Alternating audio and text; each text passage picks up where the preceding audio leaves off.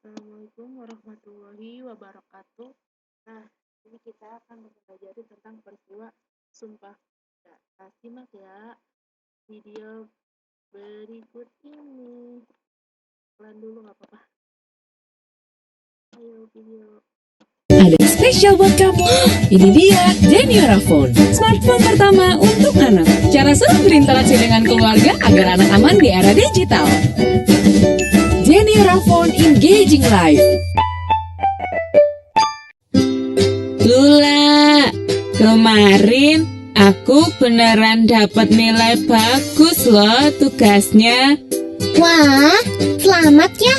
Kan udah aku bilang kalau cerita kamu emang bagus. Nah, sekarang sesuai janji kamu, ceritain aku dong soal apa ya kemarin? Kongres Pemuda ya? Sebenarnya itu adalah bagian dari peristiwa Sumpah Pemuda.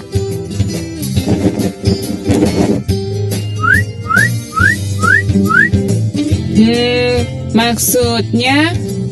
Kongres Pemuda sebenarnya adalah rapat yang diadakan sama pemuda Indonesia di Batavia.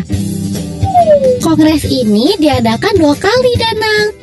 Yang pertama diadakan pada 30 April sampai 2 Mei 1926. Yang datang siapa aja? Yang mimpin rapat ini adalah Muhammad Tabrani. Pesertanya kebanyakan adalah perwakilan dari organisasi-organisasi pemuda seperti Jong Java, Jong Celebes, Jong Ambon, dan lain-lain. Ada juga perwakilan dari Perhimpunan Pelajar-Pelajar Indonesia atau PPPI dan Pemuda Indonesia atau PI. Jadi, kongres ini buat apa sih, Lula?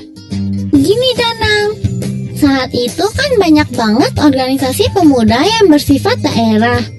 Nah, lewat kongres ini, semua organisasi itu mau digabungin jadi satu organisasi tunggal yang sifatnya nasional. Terus, berhasil ndak? Di kongres pertama, baru sebagian yang setuju membentuk organisasi tunggal. Sebagian lain lebih setuju membentuk organisasi federasi. Oh, gitu toh. Tapi itu menunjukkan kalau para pemuda punya keinginan buat bersatu. Iya Danang, itu dia hasil dari Kongres Pemuda 1, yaitu mengakui perlunya persatuan di Indonesia. Karena semangat persatuan itu, para pemuda gak nyerah buat membentuk satu organisasi yang bersifat nasional. Makanya ada kongres kedua ya. Yap, betul sekali. Sidang pertama di tanggal 27 Oktober diadakan di Gedung Pemuda Katolik yang terletak di kawasan Lapangan Banteng.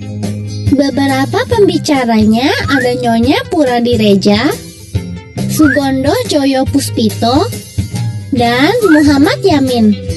Ada perempuannya juga toh. Iya dong. Besoknya tanggal 28 Oktober, sidang kedua diadakan di Jalan Medan Merdeka Utara nomor 14 di Jakarta. Pembicaranya ada Nyonya Purnomo Wulan, Sarnidi Mangun Sarkoro, dan Joko Sarwono. Sidangnya dari jam 8 pagi sampai 12 siang. Terus istirahat dulu. Nah, pas istirahat, Witch Rudolf Supratman minta izin untuk mainin lagu ciptaannya yang berjudul Indonesia Raya. Wah, jadi itu pertama kalinya lagu kebangsaan terdengar. Iya Danang, habis istirahat lanjut deh sidang ketiga. Tapi pindah lokasi ke Gedung Sumpah Pemuda. Pembicaranya ada Ramelan, Theo Pangamanan, dan Mr. Sunario. Sidangnya dari jam 4:30 sore sampai selesai. Panjang banget sidangnya, sampai 3 kali. Iya Danang, pesertanya aja sampai 750 orang loh. Terus Zaman itu kan negara kita masih dijajah, tapi Belanda aja sampai takut sama pertemuan para pemuda ini. Makanya tiap sidang dijaga ketat sama Belanda. Tapi dari Kongres Pemuda II inilah lahir yang namanya Sumpah Pemuda. Makanya tanggal 28 Oktober diperingati sebagai Hari Sumpah Pemuda. Hayo Danang, kamu ingat gak isinya Sumpah Pemuda? Aku cuma ingat intinya, Lula, yaitu satu nusa, satu bangsa, dan satu bahasa, yaitu Indonesia. Isinya lupa, hehehe. Nih, aku udah siapin contekannya. Aku bacain ya. Sumpah Pemuda. Kami, putra dan putri Indonesia, mengaku bertumpah darah yang satu, tanah air Indonesia. Kami, putra dan putri Indonesia, mengaku berbangsa yang satu, bangsa Indonesia. Kami, putra dan putri Indonesia, menjunjung bahasa persatuan, bahasa Indonesia. Aduh, udah Bel. Padahal aku masih mau cerita. Nanti sore kita ke taman aja ya, Lula. Wah, boleh juga. Kalau gitu, kita masuk kelas dulu yuk. Ayo. Nah, itu adalah contoh peristiwa sejarah singkat tentang Sumpah Pemuda. Ya, dengan adanya Sumpah Pemuda, para rakyat Indonesia atau pemuda-pemudi Indonesia bersatu untuk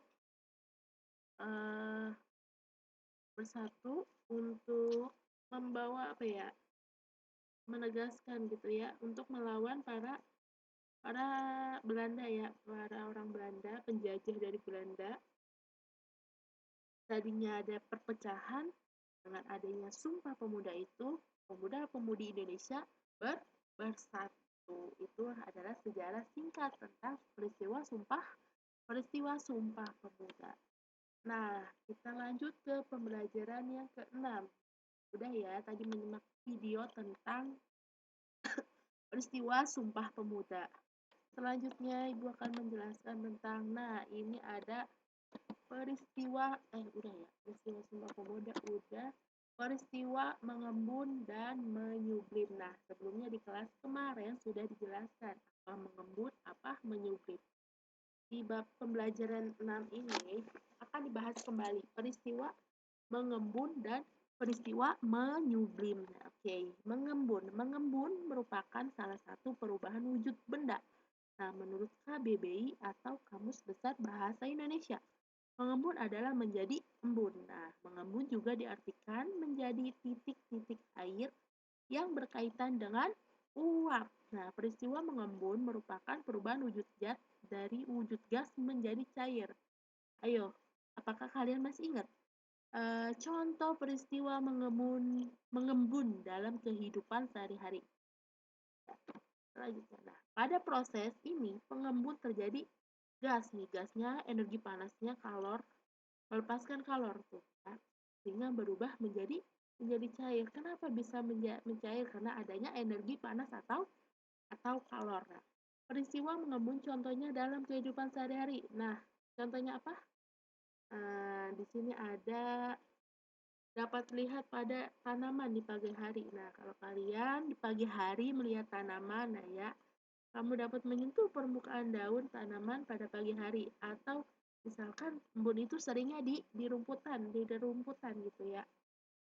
Nah, tanaman itu menjadi basah. Kenapa? Karena permukaan tanah yang basah dan suhu dini hari yang menurun, maka menyebabkan daun tanaman menjadi basah. Kenapa? Karena ada energi panas atau kalor. Selanjutnya ada menyublim. Nah, apa itu menyublim? Oke, dalam peristiwa menyublim terdapat wujud benda yang berubah. Yang kemarin di kelas Ibu jelaskan itu tentang contohnya itu adalah